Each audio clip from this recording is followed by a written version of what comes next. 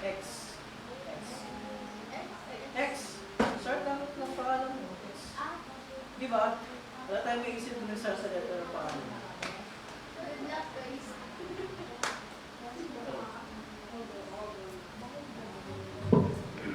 Okay. Good morning, everyone.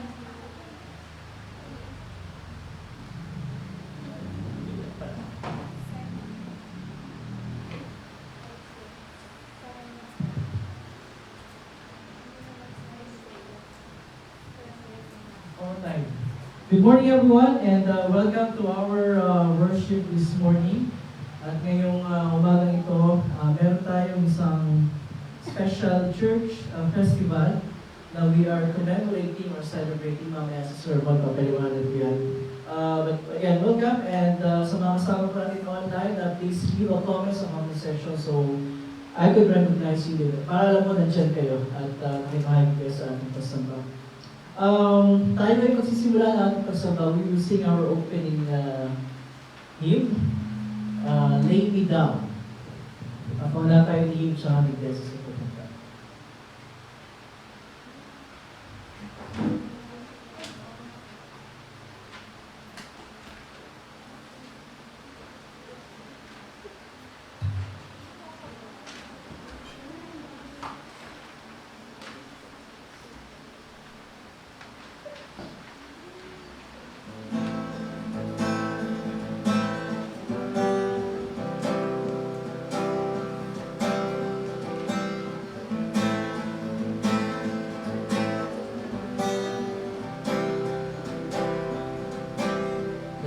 This heart open wide from the depths, from the heights, I will bring a sacrifice.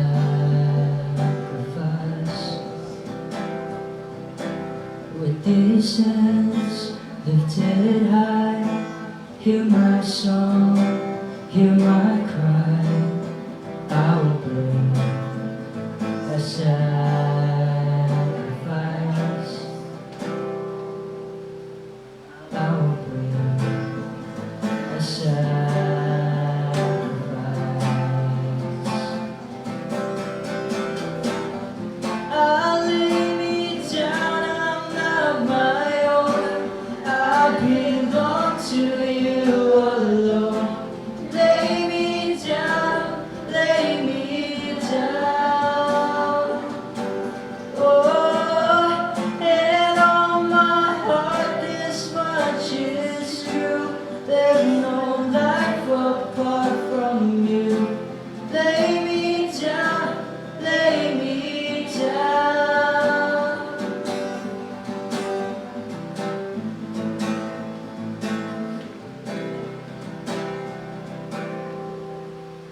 Letting go of my pride, giving up all my rights. Take this life and let it shine, shine, shine. Take this life and let it shine. I lay me down, I'm not my own. I belong to you alone. Lay me down, lay me down. Oh, and on my heart this much is true. There's no life apart from you. Lay me down, lay me down. Oh, lay me down, lay me down.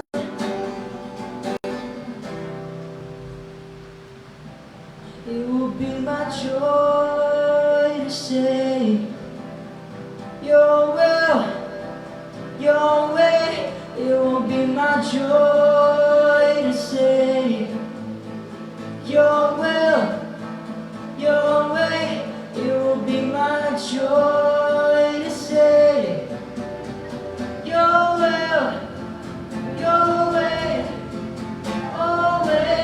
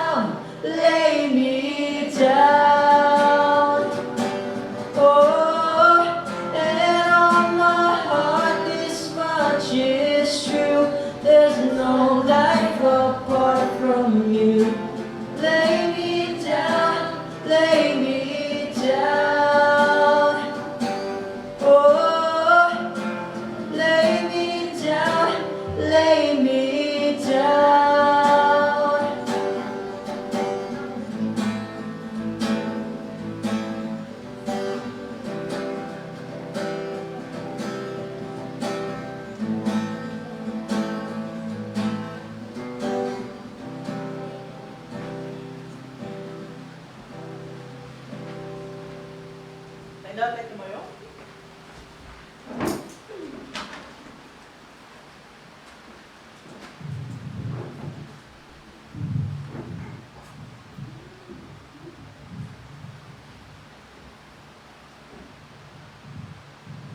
Sa pangalan ng Ama at ng Anak at ng Espiritu Santo. Amen.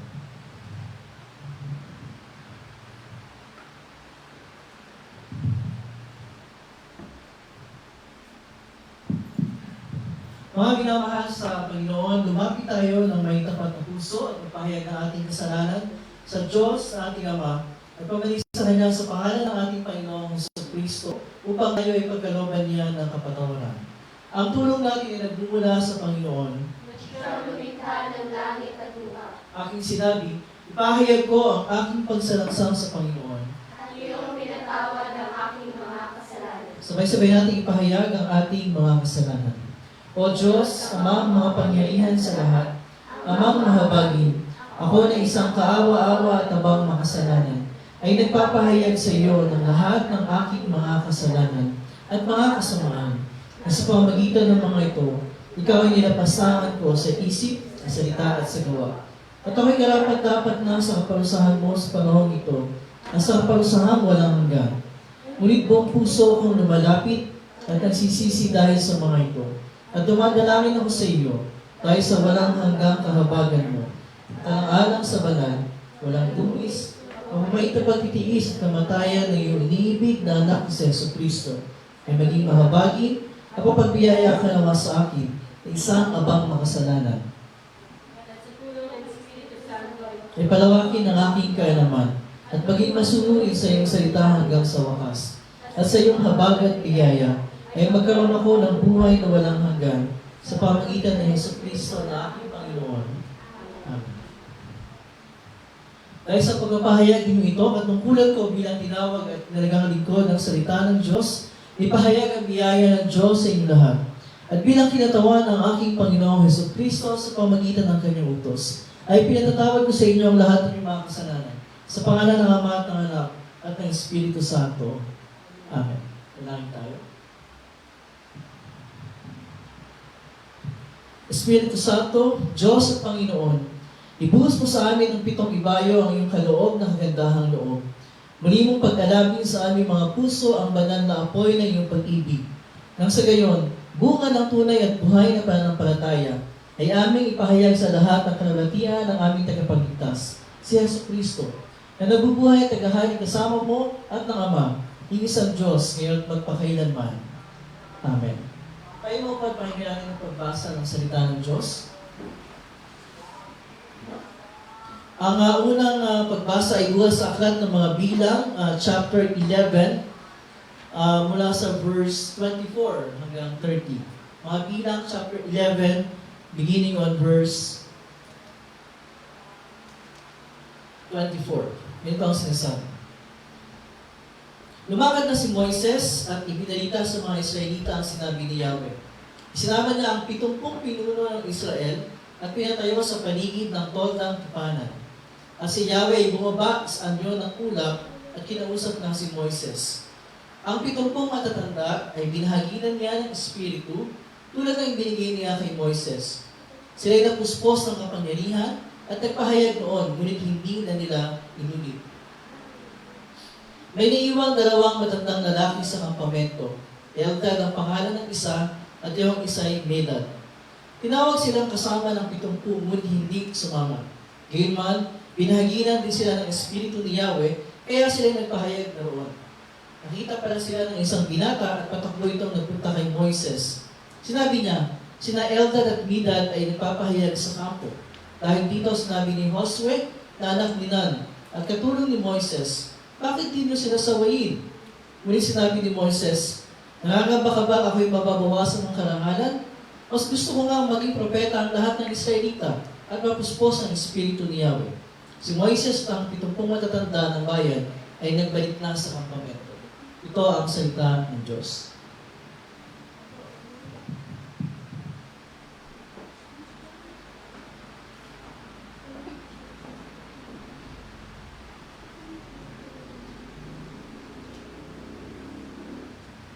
ikalawang pagbasa para sa linggong ito ay buhat sa aklat ng mga gawa, chapter 2, verse 1 to 21. Matito ang mga sinasabi. Nagkatipon-tipon sila lahat sa isang lugar nang sumapit ang araw ng Pentecostes. Walang anoy-anoy mang ingay na nagmula sa langit na tulad ng ugong na malakas na hangin. At napuno nito ang bahay na kinaroroonan nila. May mga nakita silang parang mga dilang apoy na dumadapo sa isa sa kanila. At silang lahat ay nagpuspos ng Espiritu Santo at nagsimula magsalita ng iba't ibang wika.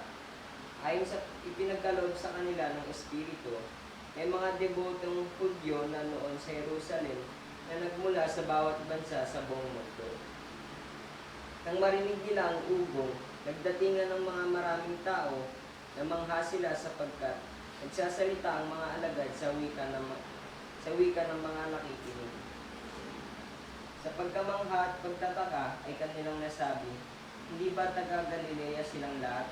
Bakit sila nagsasalita ng ating wika?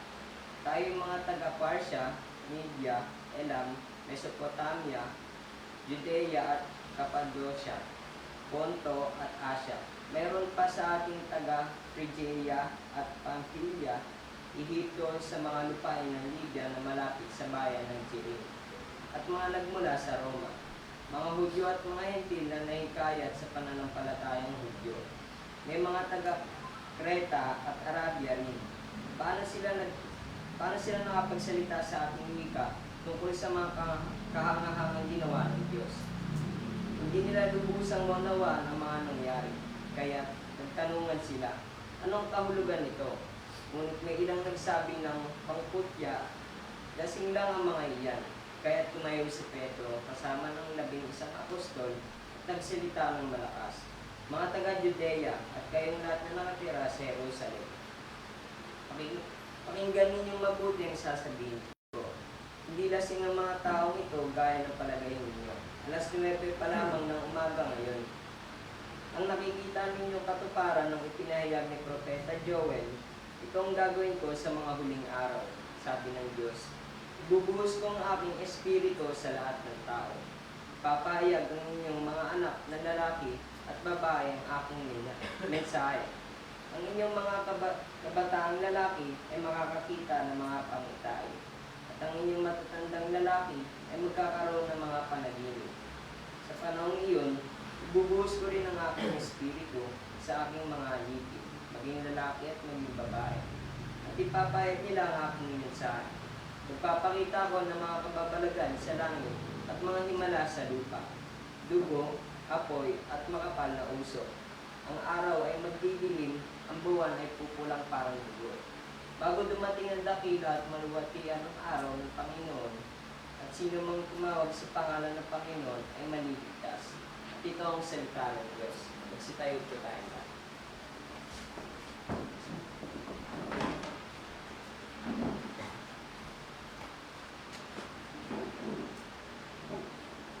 Ibubuhos ko ang aking espiritu sa lahat ng tao. Ipahayag ng inyong mga anak na lalaki at babae ang aking mensahe. Sapagkat sumasampalataya ang tao na sa pamamagitan ng kanyang puso at sa gayon ay tinuturing na matuwid ng Diyos. Nagpapahayag naman siya sa pamamagitan ng kanyang bibig at sa gayon ay naliligtas. Alleluia, Alleluia. Banal na Espiritu, samahan mo kami at puspusin mo ang aming puso at pag-alabin mo sa amin na kapoy na iyong pag-ibig. Alleluia. Hallelujah. Hallelujah. Hallelujah. Ang mabuting balita ayon kay Juan, chapter 7, verse 37. Lumaki ang sumayo, Panginoon. At ganito ang sinasabi. Daloy ng tubig na nagbibigay buhay. Sa kaulihulihan at pinakatangi araw ng pista, tumayo si Jesus at nagsalita ng malakas. Kayong mga nauuhaw ay lumapit sa akin at uminom. Ang sumasampalataya sa akin ayon sa sinabi ng kasulatan, mula sa kanyang puso ay dadaloy ang tubig na nagbibigay buhay. Ang tinutukoy niya, ang Espiritu tatanggapin ng mga sumasampalataya sa Kanya, sapagkat hindi pa na yung pagkakaloob noon ang Espiritu, dahil si Jesus ay hindi pa niluwalhati. Ito ang mabuting balita. Pagmanaw sumayo, O Kristo. Manatili po tayo nakatayo at sabay-sabay natin bibigkasin ang pagpapayag ng pananampalataya, ang credo ni Seth. Sabay-sabay po tayo. Sumasampalataya ako sa isang Diyos na makapangyarihan sa lahat, na lumikha ng langit at lupa, at ang lahat ng bagay na nakikita at hindi nakikita. At sa isang Panginoon sa Kristo, bugtong na anak ng Diyos, na mula sa Ama o sa lahat ng panahon. Diyos buhat sa Diyos, liwanag buhat sa liwanag, tunay na Diyos buhat sa tunay na Diyos, ipinaharap at hindi nilikha, kay isang sangkap ng Ama, na sa pamagitan niya ay nilikha ang lahat ng bagay, na dahil sa ating mga tao at sa ating kaligtasan, ay bumaba mula sa langit, at nagkatawang tao sa pamagitan ng Espiritu Santo ay ganyan na at naging tao, nagpakasakit dahil sa atin sa panahon ni Poncio Pilato, ipinako sa krus na matay at hinilin. Ngayong araw na buhay na muli sa ayon sa kasulatan, umakyat sa langit, at nakatutok sa kanan ng Ama. At siya ay babalik muli ng may kalulukian, upang magkumana ng mga buhay at mga patay. At ang kaharian niya ay walang hanggan. At sumasampalataya ako sa Espiritu Santo, ang Panginoon na nagpapagbigay buhay, na nagmumula sa Ama at sa Anak, na sinasamba at nagulahati kasama ng Ama at Anak, na nagsalita sa pamamagitan ng mga propeta. At sumasampalataya ako sa isang banal, Kristiyano Apostolik ang Iglesia, naniniwala ako sa isang himla, sa ipagpapatawad ng mga kasalanan, at umaasa ako sa pagkabuhay ng muli ng mga patay, at sa buhay ng pananampalataya. Itay mo po, and we will sing our next hymn, Cornerstone.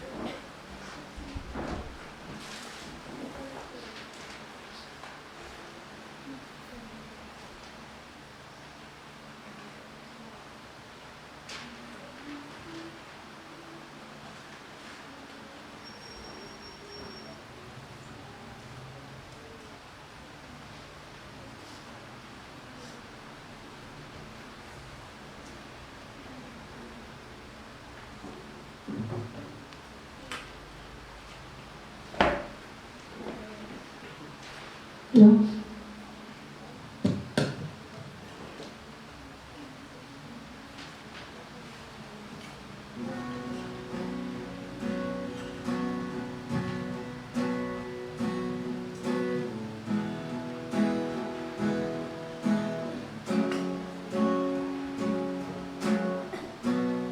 Hope is built on nothing less than Jesus' blood and righteousness.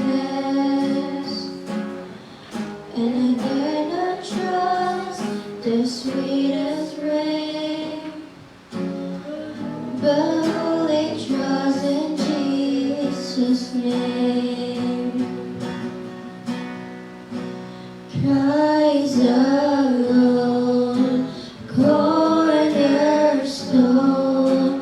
weak made strong in the Savior's love. Through the storm, He is Lord, Lord of all.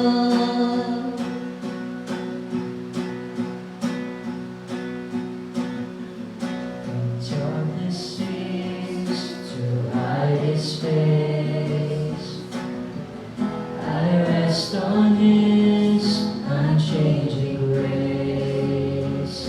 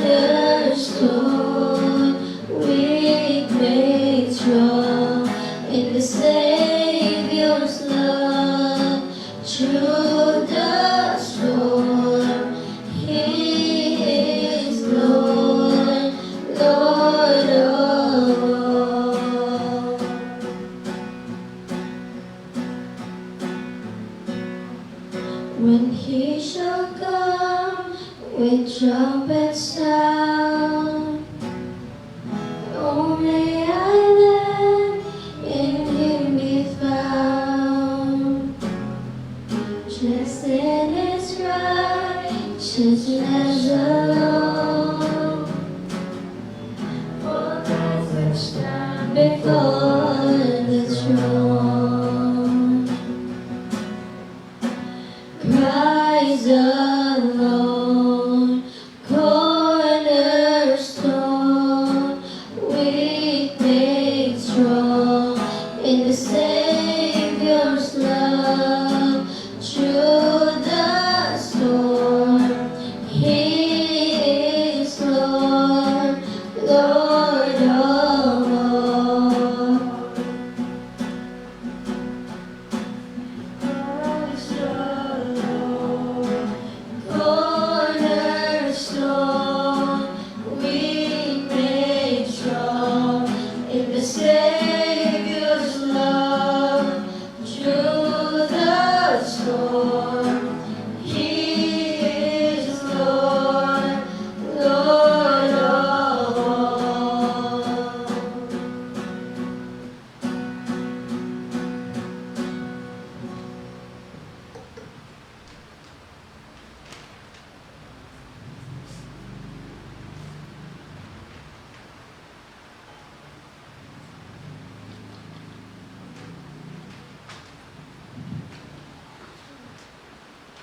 Good morning everyone. Good umaga. At sumayin ang lahat ang masaganang kagandahang loob at kapayapaan mula sa Diyos na ating Ama sa pamagitan ni Kristo Jesus na ating Panginoon. Amen. Ano yung isang bagay na you cannot live without? What is one thing that you cannot live without? Yeah. Isang bagay na pag wala ito, hindi nyo kayang mabuhay. O sa pagkain.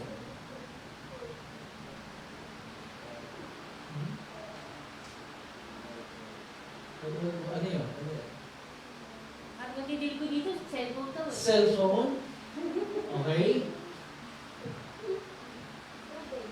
Tubig. Pera. Okay. Ano pa? Pero isang bagay na you cannot live without. I'm sure itong generation na ito, which includes me, kasi one generation is about 40 plus years. Kasama pa ako.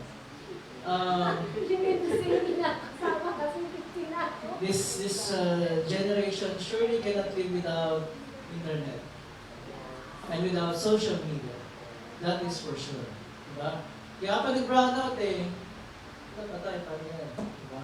Tapos walang signal, walang data, walang lahat. Diba? Siguro for a while, for a few hours, you can survive. Pero pag sinabing 1 week, wala. Diba? You cannot imagine living for 1 week without internet, without social media. Tayo mga Kristyano, there is one thing, in fact not one thing but one person that we cannot live without. In fact, without this person, hindi tayo magiging mga mananampalatayang Kristyano. We cannot believe in Jesus Christ as our Lord and Savior without this person. At ang tinutukoy ko ay ang Espiritu Santo, ang Holy Spirit. Okay? Sino ba ang Holy Spirit? Ang ikatlong persona ng Diyos. Hindi siya ang Diyos Ama, hindi siya ang Diyos Anak, pero kaisa ng Ama at Anak, siya ay tunay na Diyos. Ang Holy Spirit ay nandoon na sa pasimula pa lamang ng panahon. Diba? Nung nilikha ng Diyos ang langit at ang lupa, anong sinabi sa aklat ng Genesis? At ang Espiritu ng Diyos ay kumikilos sa ibabaw ng tubig o sa ibabaw ng kanaliman. Kung merong araw na ginugunita tayo bilang mapanganakan ng ating Panginoong Jesus, yun ay tuwing anong araw? Tuwing, alam niyo yun dapat tuwing, kailangan natin ginugunita tayo pagkasila ng ating Panginoong Jesus. Pasko, kay Christmas Day, meron ding araw at ngayon yun na ginugunita natin ang pagdating ng Espiritu Santo. Pag sabi natin pagdating, yung kanyang visible na pagbaba at pag-manifest na alagad sa mga unang Kristiyano. At yun ang ating pinagdiriwang ngayon, ang araw o linggo ng Pentecostes. Pentecost Sunday.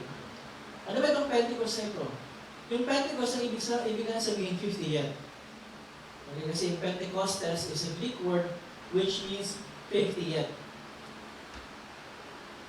So itong 50th na to, hindi 50th birthday, kundi 50th sa Old Testament, merong tatlong pangunahing pagdiriwang ang mga Hudyo. Yung una yung Passover, alam niyo yan, di ba? Yung Paskwa, binubulitan nila yung paglagpas ng anghel ng kamatayan sa mga bahay ng mga Hudyo sa Ehipto dahil sa dugo ng kordero na kapahit sa may hamba ng kanilang mga pinto, bahay. Ang kasunod noon, 50 days later, ay yung tinatawag sa Old Testament na pista ng pag-aani or Feast of Weeks. Ano yun? Kailan po ang patak yun? 50th day after ng Passover. Okay? 50th day after ng Passover. Ngayon, doon sa pagbasa kanina ni Brian, sa Aklat ng Mga Gawa, chapter 2, verses 1 to 21. 50th day after ng Passover, ang mga Hudyo mula sa iba't ibang bansa ay nagpunta sa Jerusalem para ipagdiwang ang Pentecost. Kasi yung mga Hudyo sa iba't panahon na yun, nagkalat na sila sa iba't ibang bansa. And they are required na pumunta sa Jerusalem para i-celebrate yung tatlong major festivals. Passover, at yung pangalawa yung Pentecost. Isa ng pag-aani o pista ng mga linggo. Now, on that day, the 50th day after the Passover, na 50th day din, buhat ng muling mabuhay si Jesus. Mayroong nangyari habang nagkakatipon yung mga alagad doon sa isang bahay sa Jerusalem. At yung pangyayari yun, yung kinuwento kanina doon sa pagbasa, habang nagkakatipon sila, meron silang narinig na parang malakas na ugong ng hangin. At sa bawat isang mga alagad na nandoon sa bahay, ay merong dumapo sa bawat isa sa kanila na parang mga dilang apoy. At yun ay ang Espiritu Santo. Bakit may ganon? Kung matatandaan natin, bago umakyat si Jesus sa langit, 40 days pagkatapos siyang muling mabuhay, nagkatipon yung mga alagad, at sinabi ni Jesus sa kanila, huwag muna kayong aalis sa Jerusalem hanggang di kayo napapagkalooban ng kapangyarihan mula sa itaas. At ang tinutukoy niya ay ang pagbaba sa kanila ng Espiritu Santo. And that happened 10 days later. Okay? 10 days later. Kaya itong ating ginugunita ngayon ay hindi ito yung Pentecost ng mga Hudyo. Ito yung Kristiyano Pentecostes. Christian Pentecost. Kung kailan ginugunita natin ang pagbaba ng Holy Spirit in the form of tongues of fire at ng dagundong ng malakas na hangin sa bawat isang alagad na nagkakatipon doon sa bahay sa Jerusalem. Tanong, gaano kahalaga ang pagbaba ng Espiritu Santo sa mga alagad noong panahon na yun, noong linggo ng Pentecostes? Yun ba ay mahalaga? O wala lang? Gaano mahalaga ang Pentecostes? Sinasabi doon sa salaysay, pagdapo sa bawat isa sa kanila ng parang bilang apoy na manifestation ng Holy Spirit. Meron silang nagawa. Meron nangyari. Ano yung nagawa nila? Nagsimula silang magsalita sa iba't ibang wika ayon sa pinagkaloob sa kanila ng Espiritu. Tandaan natin, itong mga Hudyo, itong mga unang alagad ay mga Hudyo. Ang wika nila ay Hebreo, Hebrew. Ngayon, nung magkalat yung mga Hudyo sa iba't ibang bansa, nakalimutan na nila yung kanilang wika at ang sinasalita nila yung mga wika ng mga bansang kanilang pinanggalingan. Yun ang kanilang mga wika. Hindi lang mga Hudyo nandun, pati yung mga hindi Hudyo na nahikayat sa pananampalataya ng mga Hudyo. So bakit?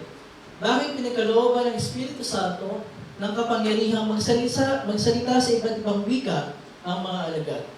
Ano ang layunin nun? Ang layunin nun ay para maipahayag nila sa wika ng mga taong naroroon ang tungkol sa, sabi doon sa pagbasa, sa mga kahangahangang ginawa ng Diyos.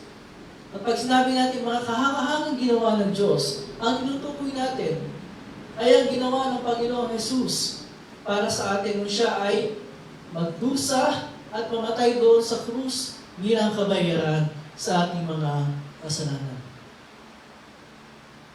Right there and then, itong mga Hudyo, itong mga alagad, nakapagsalita sila sa language ng mga naroon kung saan man silang bansa nanggaling. Alam niyo ba kung gano'ng katagal para matuto yung isang tao ng isang foreign language?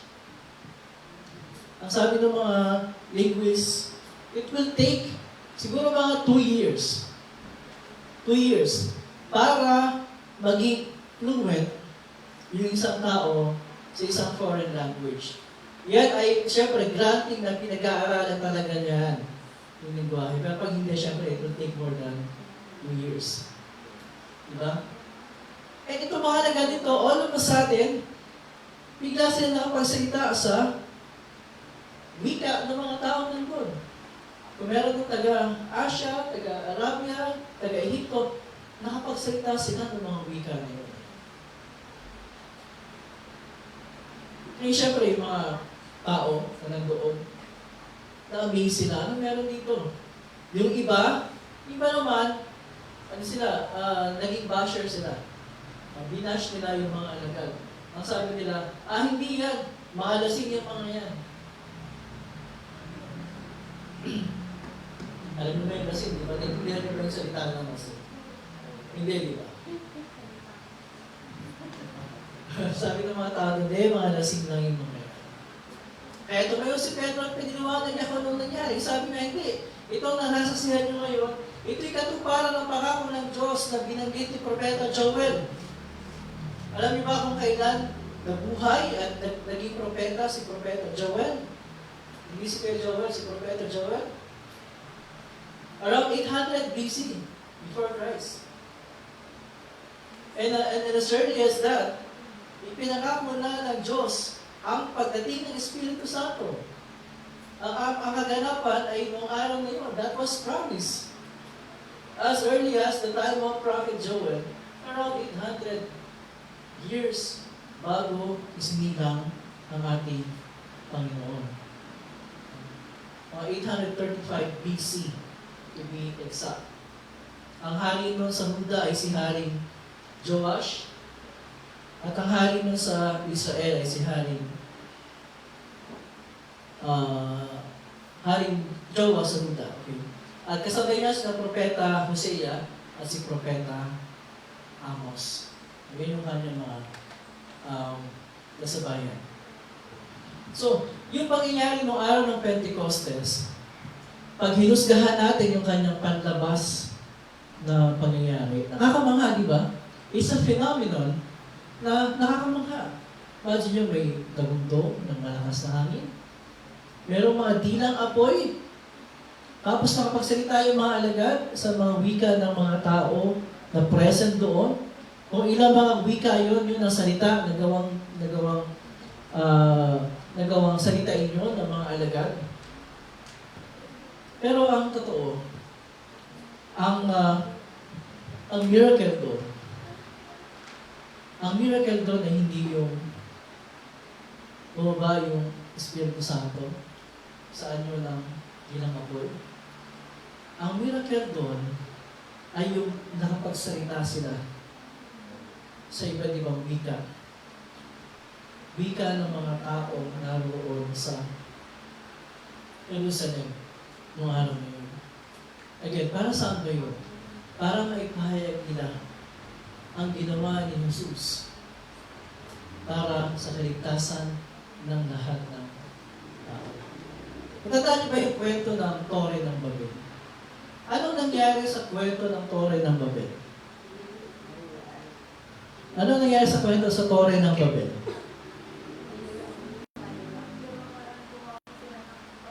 Gumawa sila ng Tore? Nababot nila yung langit. And what did God do? Hindi ba? Dati, isa lang yung language, pagkakaintindihan. Kaso, ginamit ng tao yung pagkakaintindihan sa masamang layunin. Para maging abutin nila at maging mas mataas pa sila sa Diyos. So, ano ginawa ng Diyos? Ginulo niya yung wika ng mga tao para hindi nila matuloy yung kanilang plano. Diba? Nahigitan nila ang Diyos. Kasi hindi naman, ano yun eh, hindi yun maka-Diyos na plano. Yung ginawa na yun ng mga tao sa Tore ng Babel, ay pagpapakita nung napakalalim na bunga ng kasalanan sa buhay ng mga tao. Na hindi nila kinikilala ang Diyos at hindi sila nagpapasako sa Diyos. Pero, ano sinasabi sa John 3:16? Pero, kayo na lamang ang pag-ibig ng Diyos sa sangkatauhan. Kaya ibinigay niya ang kanyang kaisa-isang anak upang ang sino mang sumampalataya sa kanya ay hindi mapahamak, kundi magkaroon ng buhay na walang hanggan. Very good. Yan ang plano ng Diyos para sa tao. Magkaroon ng buhay na walang hanggan. Hindi mapahamak, kundi magkaroon ng buhay na walang hanggan. Ginawa na ni Jesus yung kailangan para mabayaran ng kasalanan ng lahat ng tao. Para sila magkaroon ng buhay na walang hanggan. Pero kailangan marinig ng mga tao ang mabuting balita na yan. At ang ginamit ng Panginoon, ang mga unang ginamit ng Panginoon para maipakalat sa iba't ibang bansa, ang mabuting balita na ginawa ni Jesus ay yung mga unang Kristiyano, yung mga unang alagad to be specific, na naroon sa bahay na yon, nagkakatipon sa Jerusalem noong araw ng Pentecostes. 50 days pagkatapos na muling mabuhay si Jesus. He enabled the Holy Spirit na makapagsalita sila sa iba't ibang wika, bahagi ng pagpatupad ng plano ng Diyos para marinig ng lahat ng tao ang mabuting balita na kay Jesus, meron tayong lubos na kapatawaran sa ating mga kasalanan. Na kay Jesus, meron tayong bagong buhay at pagkatao. Na kay Jesus, meron tayong katiyakan ng kaligtasan. Yun ang layunin ng pagbaba ng Espiritu Santo noong araw ng Pentecostes. Para simula sa araw na yun, ay may palaganap sa buong mundo ang mabuting balita ng kaligtasan na matatagpuan lamang kay Jesus. Kaya ganoon kahalaga ang pagdiriwang ng araw ng Pentecostes. Ganoon kahalaga ang gawain ng Espiritu Santo. Kasi ang gawain ng Espiritu Santo ay hindi lamang bigyan ang mga alagad at tayo ng kakayahang sabihin sa ibang tao ang mabuting balita tungkol kay Jesus.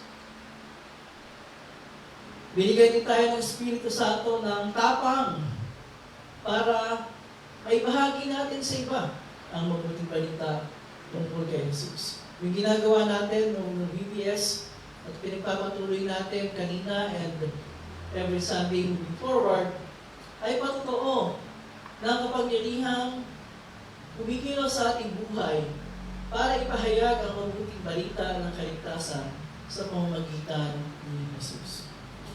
Ang Espiritu Santo ang kumikilos para ang lahat ng tao ay makapanampalataya kay Jesus na yung pinapangaral at binabahagi natin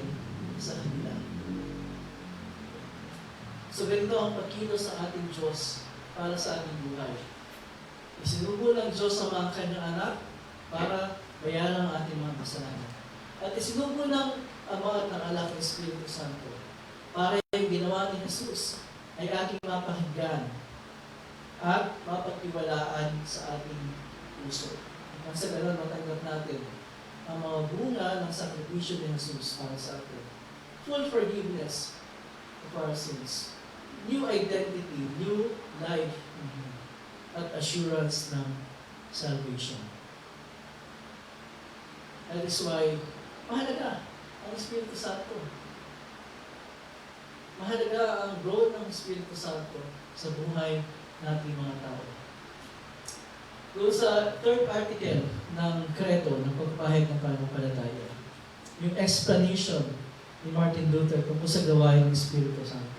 Sinabi niya, sumasampalataya ako na sa pamagitan ng aking sariling pag-iisip o lakas ay hindi ako maaaring makapanampalataya kay Jesucristo na aking Panginoon o makalapit sa Kanya. Datapwat tinawag ako ng Espiritu Santo sa pamamagitan ng Ebanghelyo. Niliwanagan ako ng Kanyang mga kaloob. Binanal at iningatan ako sa tunay ng pananampalataya. Tulad siya ay tumatawag, tumitipon, nagpapaliwanag at bumabanal sa buong Iglesia Kristiyano sa lupa. At iniingatan ito kay Jesucristo sa isang tunay na pananampalataya.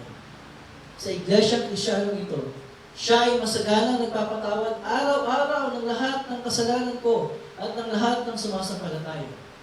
Sa huling araw, ibabangon ako at ang lahat ng mga patay at ipagkakalaw sa akin sa lahat ng sumasampalataya kay Kristo ang buhay na walang hanggan. Ito ang ating pinanampalatayanan sapagkat ito ang katotohanan. At ang limaliyot na kapayapaan ng Diyos siya mag-ingat sa ating mga puso pag-iisip sa pamagitan ni Kristo Jesus na ating Panginoon. Amen. Tayo lahat ay magpapatuloy. Tayo natin tumayo at awitin natin ang operatorio ang paghahandog. Tayo. Inisin mo puso ko, O Diyos, at baguhin Espiritu sa akin. Huwag hayang malayo sa piling Santong Espiritu'y magbawi. Ibalik sa akin galak ng kaligtasan at gabayan mo ako sa tuwina. Amen. Kailan tayo po tayo maghandog sa Panginoon?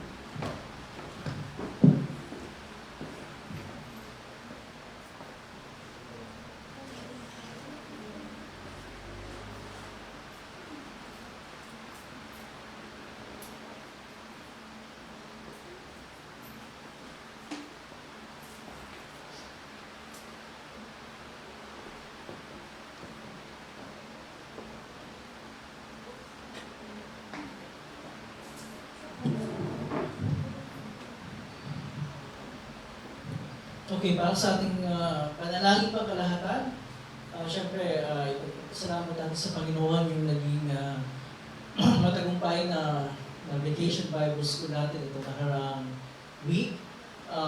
Again, yung ating target na 50 students, were able to reach 37. So 37 out of 50. And of course, sa mga teachers na tutulong para maging successful ito. And then yung ating follow-up activity sa kanila, tuloy-tuloy natin yung pagtuturo sa kanila every Sunday. And moving forward sa kanina, sinulan natin at nagpapasalamat tayo sa Panginoon na marami pa rin yung bumalik. Siyempre sabi ko hindi naman lahat, pero marami pa rin yung bumalik. At yung teacher item na nakasi kasama si Teacher Marian, ilan kayo? 5. At yung klase ng kay Teacher Eliza at kay Teacher Abby. Ilan tayo nila? 12. So, it's a good attendance. So, 12.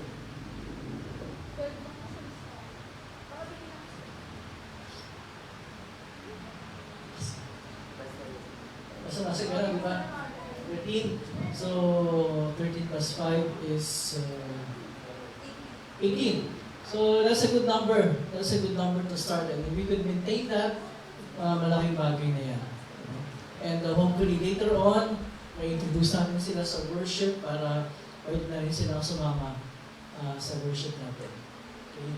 And of course, we pray doon sa ating mga gagawin pa, mga plano para mas strengthen natin yung ating ministry ng pagtuturo sa mga kabataan, sa mga bata. First, we will be including in our prayers ng pasasalamat yung ating mga kapatid na celebrate na ng birthday, like ngayong araw na ito mismo, this very day, this very moment, ay birthday ng ating teacher, Eliza. So, kasama yan sa ating pasasalamat na nandito siya, dapat wala siya ngayon, pero nandito siya ngayon. So we thank the Lord na nandito siya. But of course, we thank the Lord na si Teacher Eliza ay patuloy niyang pinapatubayan at binibigyan ng growth ng maturity sa pananampalataya. Kaya from being one of our students na original, ngayon ay isa na siya sa ating mga teachers sa mga mga kabataan. Okay? Meron pa kayong gusto sa prayers natin? Anything else? Wala. So kung wala, just remain seated para sa ating panalangin pangalaman. Nalangin tayo. Diyos na mga makapangyarihan sa lahat, maraming salamat po sa araw nito. Unang-una po sa pagkakaloob mo sa amin ng kalakasan at ang maayos na kalusugan para kami po ay sama-sama sa aming paglilingkod sa iyo at sa aming pagpuli at pagsamba. Maraming salamat po sa lahat ng mga biyaya at pinagkakaloob po sa amin sa bawat araw, sa mga material na pagpapala, lalo higit sa mga spiritual na pagpapala, na meron kami bilang mga Kristiyano ang kapatawaran sa aming mga kasalanan, ang bagong buhay, at ang katiyakan ng kaligtasan. Maraming salamat po sapagkat ipinadala mo at ang aming Panginoon sa Espiritu Santo sa aming puso at sa aming buhay, hindi lamang para pagkalooban kami ng pananampalataya, hindi maging kaagapay namin sa aming paglago sa pananampalataya at pagpapatibay ko sa aming buhay, sa lahat ng mga pagsubok at mga challenges na aming inaaraw. Maraming salamat po sa nagulpay na Vacation Bible School ito nakaraang linggo. Maraming salamat po sa 37 students na ipinagkaloob po sa amin para po aming paturuan. Maraming salamat po sa mga teachers and staff na nagtulong-tulong at talagang po Panginoon sa pagkakaloob mo sa amin ng ganitong pagkakataon. Maraming salamat din po sa aming follow-up activity na aming simulan kanina. Although hindi naman po lahat ay bumalik, pero marami pa rin po yung bumalik kanina at naway po ay tuloy-tuloy at mas dumami pa rin sa mga darating na ito. Maraming salamat po sa pagkasaraw ito ay aming pinagdiriwang ang birthday ni Eliza. Maraming salamat po sa pagkakaloob sa kanya ng inyong mga patnubay at ng inyong pagkalinga sa nakalipas ng mga taon sa kanyang buhay. Lalong higit na pinagpapasalamat namin na siya ay patuloy po namin nakakasama hindi lamang sa pagsamba, hindi sa paglilingkod sa iyo bilang isa sa aming mga teachers ng kabataan, teachers sa catechism at sa iba pang mga ginagawa namin ito sa aming church. Kaya po patuloy na kumalingan, kumatubay sa kanyang pag-aaral, sa kanyang kalusugan, at sa lahat po ng kanyang mga plano sa buhay. Kaya po ang magkaloob ng mga ito ayon sa iyong panahon at sa iyong pamamaraan, sa iyong kalooban.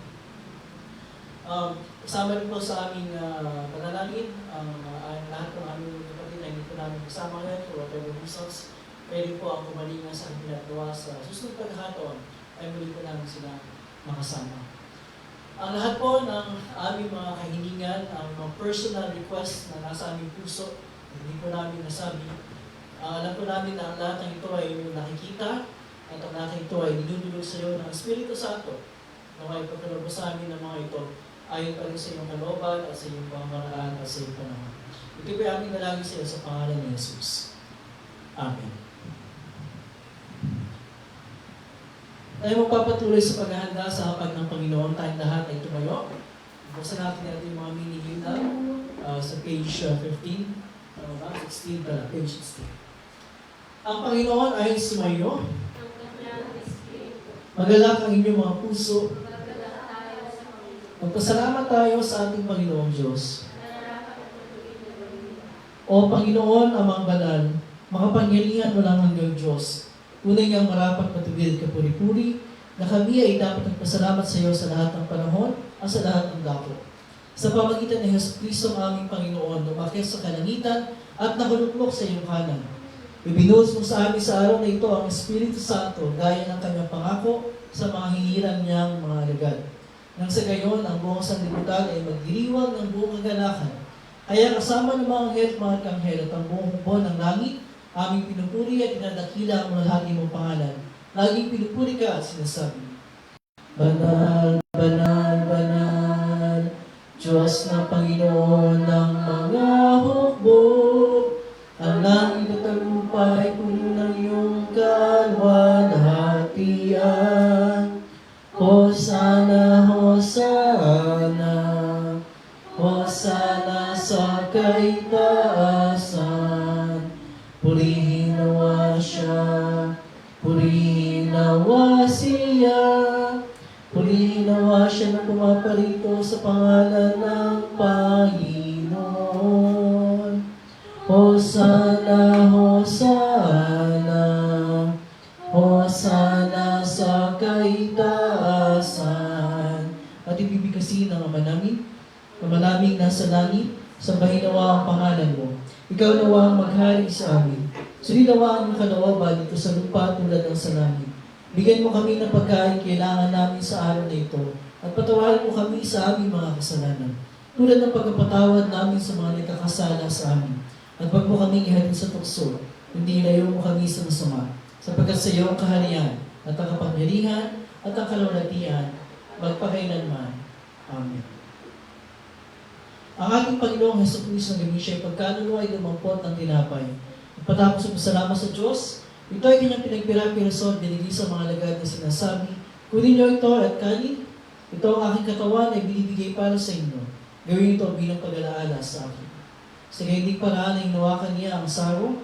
Pagkatapos makapag-upula at mamapasalamat na siya sa Diyos, ay binigay niya sa kanila na sinasabi, uminom kayong lahat ito, sapagkat ito ang dugo ng tipan. Ang aking dugo ay nabubuhos tayo sa marami, sa pagkapatawad ng mga kasalanan. Gawin ito sa iinom kayo ito bilang pag-alaala sa akin.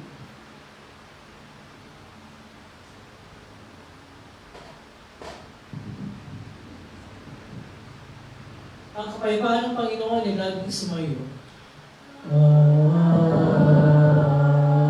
Amen. O Kristo, ikaw ang Kordero ng Diyos, na nag-aalis ng kasalanan ng sanlibutan. Mahabag ka sa amin. O Kristo, ikaw ang Kordero ng Diyos, na nag-aalis ng kasalanan ng sanlibutan. Mahabag ka sa amin. O Kristo, ikaw ang Kordero ng Diyos, na nag-aalis ng kasalanan ng sanlibutan. Ipagkaloob mo sa amin ang iyong kapayapaan. Amen.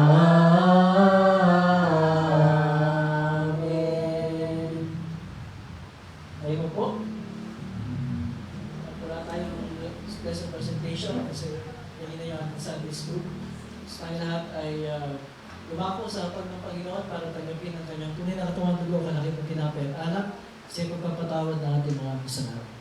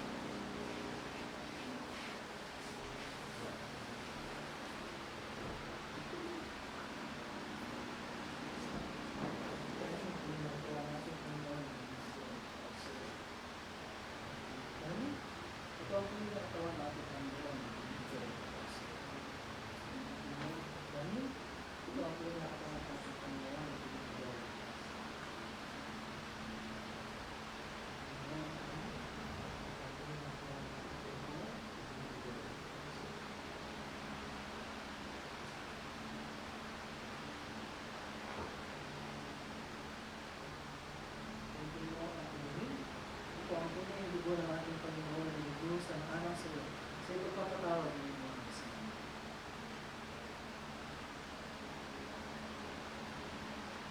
Palitin mo pinuhin, ito ang puno ng dugo ng ating Panginoon na nilubusan ng anak sa iyo, sa iyong pagpapatawad ng iyong mga kasalanan.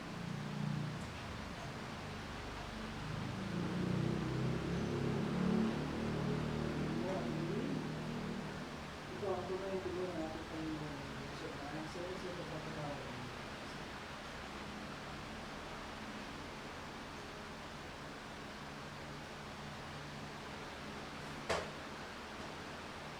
At ang tunay na katawan na ginawa ng ating Panginoon sa puso, siya magpalakas ng puso. Sa tunay na panampalataya at tungo sa buhay na walang hanggan. Limaon kayong may kakayapaan na lalakan sa iyong puso. Amen.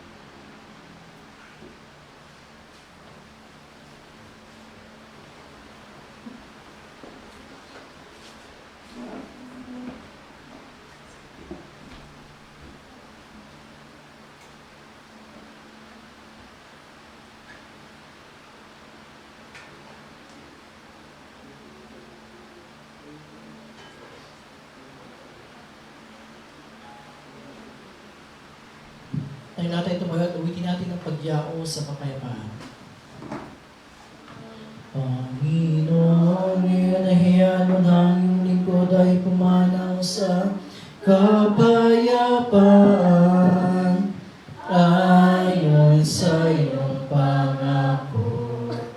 Sapagkat nakita ng aking mga mata ang iyong pagliligtas na inihanda mo para sa lahat ng mga bansa. Liwanag itong tatanggal sa mga hentil at magbibigay karangalan sa iyong bayang Israel. Luwalhati sa Ama at sa Anak at sa Espiritu.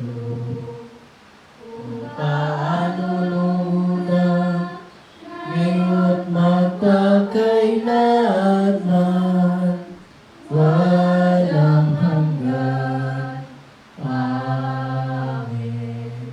Pasalamatan natin ang Panginoong Diyos sapagkat siya ay mabuti at ang kanyang pag-ibig ay pang walang hanggan at mananatili. Pinasalamatan ka namin, Diyos, ang mga pangyarihan sa lahat, sapagkat pinaginhawa mo kami sa pamagitan ng sakramentong ito. Idinadalangin namin sa pamagitan ng kaloob na ito, ay palakasin mo ang aming panampalataya sa iyo, at paningasin mo ang aming pag-ibig sa isa't isa. Alang-alang kay Jesucristo ang aming Panginoon, na nabubuhay at naghahaling kasama mo ng Espiritu Santo, iisang Diyos, magpakailanman. Amen. Ang Panginoon ay sumayo. Purihin natin ang Panginoon. Magpasalamat tayo sa Diyos. Pinyo ang pagpapala ng Panginoon, pagpalain kanawa ng Panginoon at ingatan.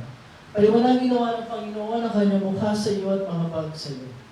Ilingang tawa ng Panginoon ang kanyang mukha sa iyo at bigyan ka ng kapayapaan. Amen. Amen. Amen. Please be seated. We will sing a closing song. Our God. Nasa likod ng paper na binili sa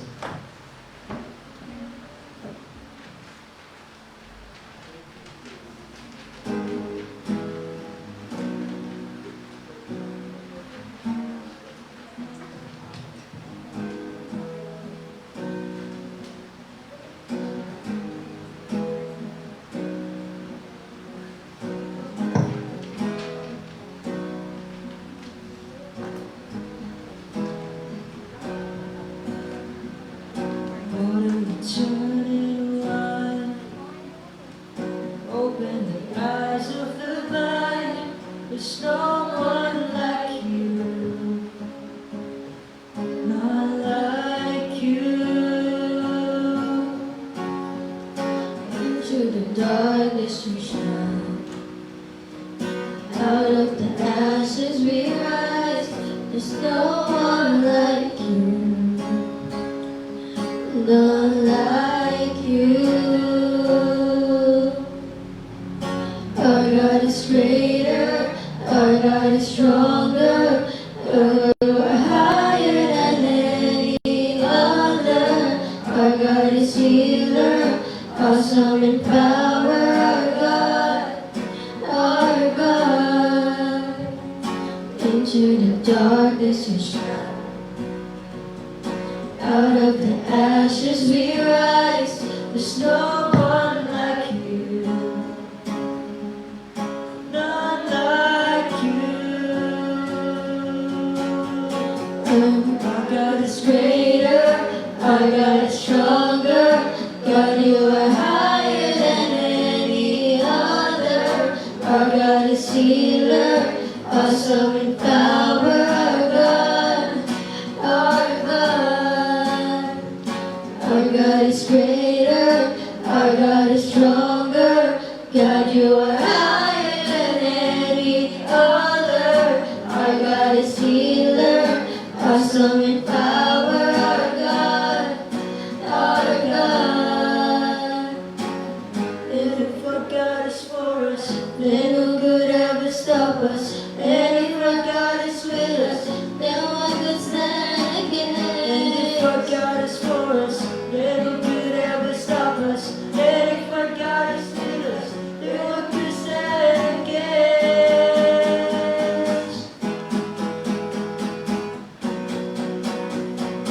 Then what could stand against?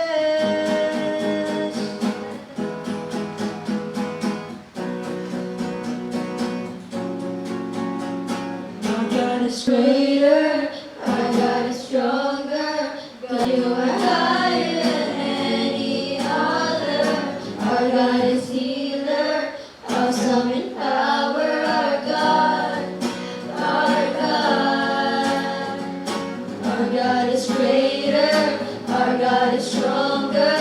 God, you are higher than any other. Our God is healer, awesome in power, our God, our God. And if our God is for us, then who could ever stop us?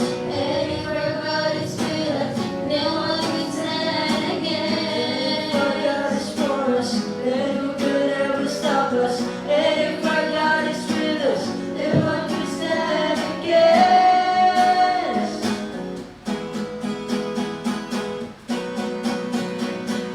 Then what could stand against?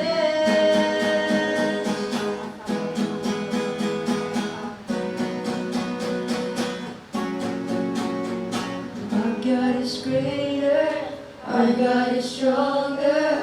God, you are higher than any other. Our God is healer, awesome in power, our God, our God.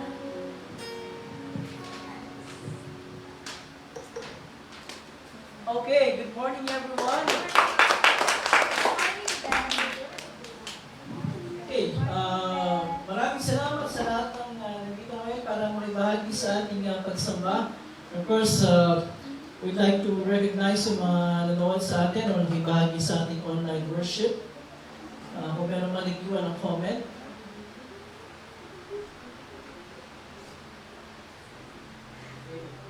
Lenny? And that's it. At yung iba pa na nandyan pero hindi nakapag-iwan ng comment. Welcome po sa inyo lahat. And syempre, salamat din sa lahat ng nakibahagi sa ating, nanguna sa ating pagsamba para sa ating Bible readers, si Brian at saka si Andrew. Maraming salamat. Sa ating worship song leaders kay Eve and Bessie. And of course, yung mga nagturo ngayong umagang ito at pagkasama pa rin sa tumulong sa ating bagong oras ng Sunday School para doon sa mga umaten sa BBS natin. Teacher Abigail, Teacher Eliza, Teacher Ayat, pati si Andrew, si Aisha, at si Brian din, yung mga nagsundo sa mga students, at si Bessie of course. Kasi nalaman sa inyo lahat And again, thank you sa lahat ng mga tumulong sa ating Vacation Bible School. Mamaya, meron tayong Sunday School team meeting pa rin. Meron pa rin araw to. Kantahan natin ng birthday song. Si Teacher Eliza for her birthday today, May 24, 2026. Birthday mo naman eh. Ano na? Happy birthday to you. Happy birthday to you. Happy birthday, happy birthday, happy birthday to you. One more time. Happy birthday to you. Happy birthday to you. Happy birthday, happy birthday, happy birthday to you. Hey, happy birthday, Liza. So, 20th birthday. Ganun talaga, katulad ng marami sa inyo, nagsimula ng bata pa kayo. So, she started when he was about 9, 10 years old. And now, she is 20. Hindi ko tinitingin yung 20, sinasabi ko lang na from 9 or 10, ngayon 20 na siya. So yun, happy birthday, Teacher Eliza, and thank you so much for everything na ginagawa mo para sa ating church. And may God continue to bless you always and in all ways. Okay? Happy birthday again. For our other announcement, nasabi ko na kanina, we will see you again. Sama-sama din online at kayong lahat. We will see you again. Yung katikisan class pala. Mamaya. Yung mga bagong makalimutan, yung mga nanonood online, baka nakaka kayo, wala Sunday School kanina. Ito po ay dahil ginawa na namin bago yung worship, yung Sunday School. Meron po Sunday School, hindi lang during worship pa, kanina bago mag-worship. God bless you all. See you again next Sunday. Bye everyone.